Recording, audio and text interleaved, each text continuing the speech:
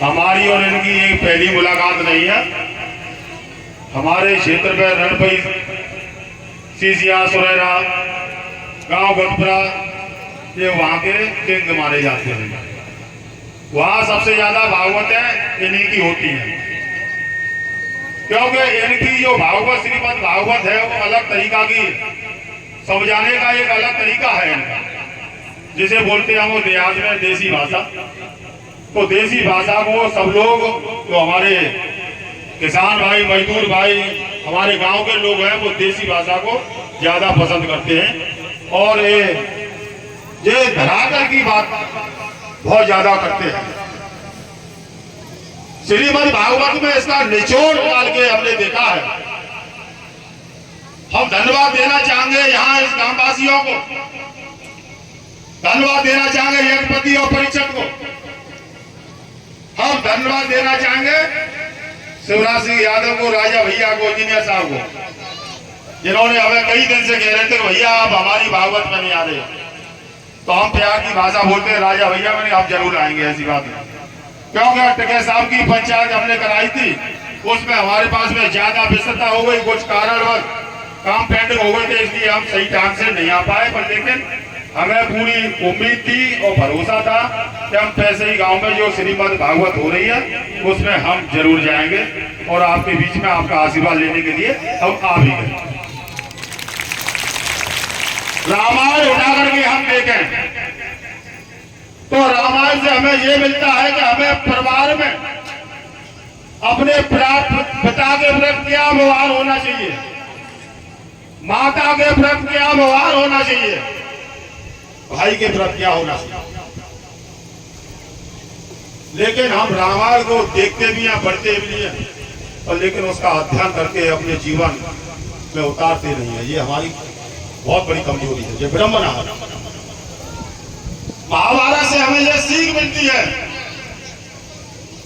धर्म एक तरफ हो, 5 लोग हो, और धर्म 100 लोग हो, लेकिन जीत धर्म की होगी। ये हमें महाभारत से मिलता है। जिन घरों में नारियों की पूजा नहीं होती है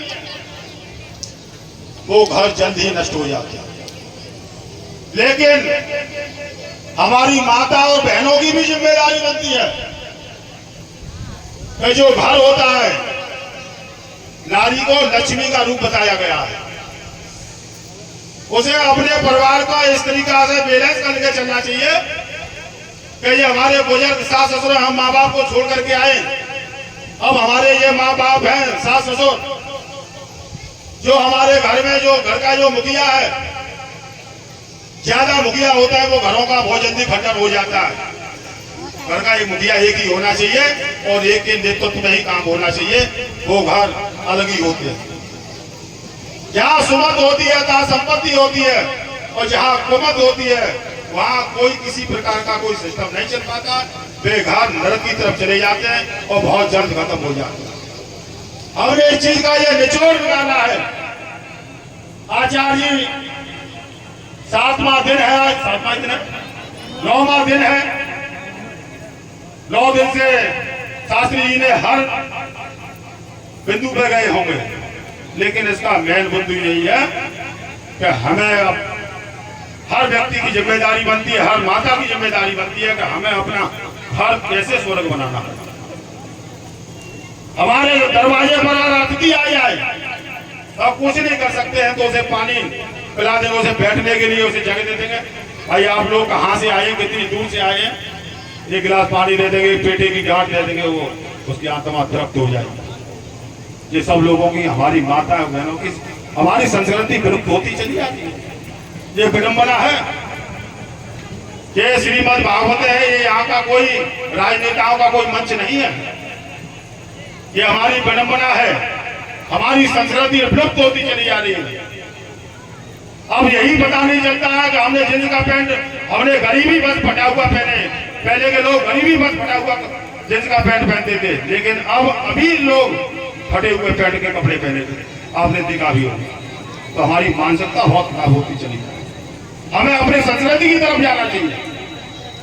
हमें अपने पुरखों ने हमारे लिए क्या किया, कैसे किया, लेकिन उन्हें तो समझ नहीं गए। पहले के पुरखा तो उल्लू हुए। अरे पहले के पुरखा उल्लू नहीं थे, पहले के पुरखा सबको जानते थे, वे गुणी थे। आप शिक्षा में आगे हो सकते हो, लेकिन संस्कार में और जो उनके अंदर जो अनुभव था, अनुभव में आप आगे नहीं हो सकते। तो इसलिए मैं सभी लोगों से मेरा निवेदन है कि आचार्य जी की जो बातें, जो 9 दिन में जो आचार्य जी ने बताई है, जो 2009 की कमाई का, जो खून पसीना की कमाई का जो पैसा ये धर्म के कार्य में, क्षेत्र में लग रहा, इसको अपने घर में उतारो, अपने परिवार में उतारो। मैं तो एक किसान नेता हूं, और किसान नेता की जिम्मेदारी एक बनती है, हर आदमी का एक अलग क्षेत्र होता है। मुझे ईश्वर ने दिया है कि मैं गांव गरीब मजदूर किसान की सेवा करूंगा। अरे मुझे सेवा करनी है, किसी के साथ में कोई अत्याचार हो रहा है तो मैं अत्याचार को रोकने के लिए उसको प्रयास करूंगा। चाहे दुनिया भक्ति रहे, कोई कहे कि विपिन यादव, ये कहने का मतलब सरकार के खिलाफ है, या समाजवादी पार्टी सरकार आ जाए तो वो कहेगा ये हमारे खिलाफ है। हम किसी के खिलाफ नहीं है, हम जनमानस के लिए, हम कल्याण करने के लिए अपना जीवन कुर्बान कर रहे हैं। तमाम बातें होती रहती हैं, लेकिन आदमी को एक अपना लक्ष्य होना चाहिए कि हम अपने धर्म पे चलेंगे। अधर्म का रास्ता कितना भी सरल क्यों न हो, हम उसे नहीं चुनेंगे। और जो कांटे वाला रास्ता है, और जो कांटे वाला रास्ता होता है वो धर्म का होता है, तो हमने कांटे वाला रास्ता चुना है। दुनिया क्या कह रही है, क्या नहीं कह रही है, इससे हमें कोई फर्क नहीं पड़ता। हमें तो गांव गरीब मजदूर किसान की आवाज हमें बुलंद करनी है और इनको न्याय दिलवाना है, क्योंकि गांव गरीब मजदूर किसान की हालात बहुत खराब है।